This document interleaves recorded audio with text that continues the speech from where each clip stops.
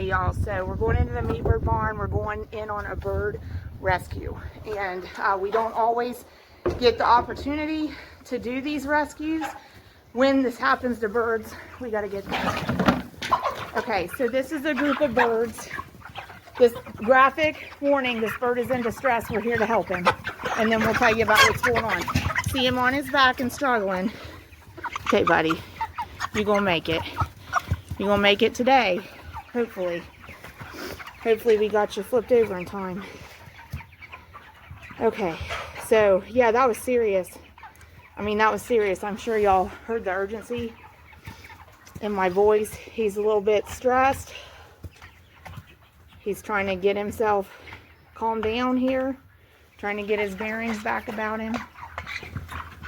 Okay, so let me give you a few details. Oh, buddy. And so another thing we don't like to see here, let me show you. This is good on this bird. See the back of her neck? The feathering. Smooth. Soft. Laying down, not stressed. Okay, see his? See how it's all puffed up? Looks rough. Okay, that's a difference. So he's stressed. Is he going to come out of it? I don't know. It's a great sign that he can stand up. And we don't know how long he was on his back. But if you've ever heard here on our channel us talk about how these meat birds can lose their balance and get flipped over on their back, that's what was going on there. So he might have been laying on his side. I don't see one laying in that posture, but he might have been laying on his side and simply lost his balance, and then he got flipped over on his back. And the issue with that was, you can tell he's like, man, I've had an ordeal. I'm a hot mess. And he may be okay. You know, it's just going to depend on how much that stress internalized in him. Because the urgency to get there and save him, get him back upright, is because when a chicken gets on his back, he can't breathe. It cuts, if he just lays there and runs out of energy to hold his head up and lets his head fall back, it cuts off the airway. It cuts off the breathing capability. He has no breathing capacity when that happens, okay? So they'll lay there and they'll try to put their heads up for as long as they can and keep that airway open. But once they run out of stamina to do that, and they let their head relax, they're going to end up suffocating. Okay, so we're not in the barn 24/7, so it does happen.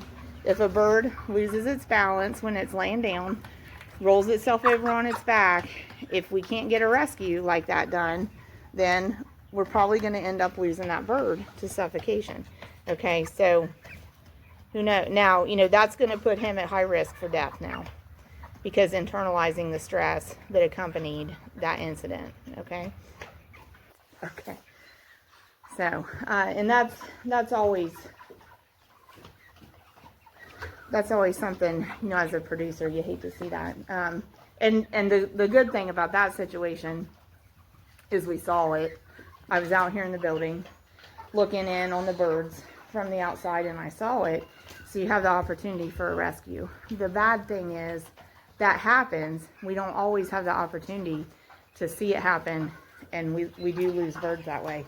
And I was actually just heading out here to do a video with the thought in mind, want to tell you about how production agriculture with meat chickens is a tough gig. When we say production agriculture, we specifically mean agricultural pursuits that make food for human consumption.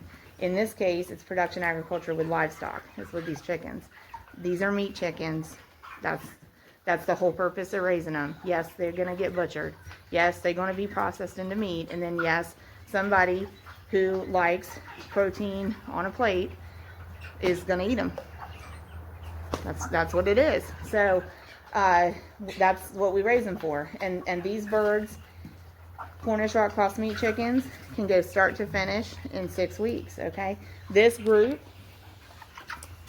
is 6 weeks old today. Honestly, we'd like to be having these birds processed now, but our processing appointment is in a week. So They ain't going today. So they got to make it to next week. And, you know, as their size increases, those risks of rollovers, like this bird just experienced, that increases. The bigger the birds get, the risk of rollover increases. And this bird, honestly, I don't have high hopes that, even having done the rescue from his flip over incident, I'm not feeling really hopeful that he's going to make it, because he's clearly internalized the stress of that with a very negative impact. So he may just end up dying stress related from the rollover incident. We'll see. This is a great group of meat chickens. We really, really wish we could get them to processor today. But this was a group that we didn't know we were going to be able to get, and they came available at a time that placed them at 7 weeks old at the processing date that we have, and we decided to go ahead and take a chance on it. It's a risk. So this is the conundrum a lot of times with raising meat birds. In this group, 6 weeks old today, going to be 7 weeks old at processing. They look great. They look mostly thriving. We love the size on them, but the concern with this group is, are they going to make it another week? And then with these that are 5 weeks old today, going to be 6 weeks old on the scheduled processing date, we're saying, are they going to finish growing? Are they going to be as big as we want to go to processing? Are they going to make finish? Because they're going. When processing day gets here and you're working with a professional processor, you don't just get to move that a few days early or late. You know, you got to go when the thing is scheduled. So moral of that story, there is a really fine line with meat chickens between too soon and too late. There are risks. Raising meat chickens is not for the faint of heart. It's not for the faint of heart, and it's not cheap. So if you all know people that raise meat chickens, and sometimes you think about, why are their prices what they are? There's a reason. There's a reason. And if their prices aren't high enough that you're questioning why are their prices what they are, I'm going to tell you something. They're doing it as a labor of love with a lot of sacrifice. Because if you're not questioning why their prices are a little high, they're probably selling it at a very, very, very low profit margin that would be essentially next to nothing, next to clearing nothing over production costs. So anyway, it's not for the faint of heart. Production agriculture is a tough gig.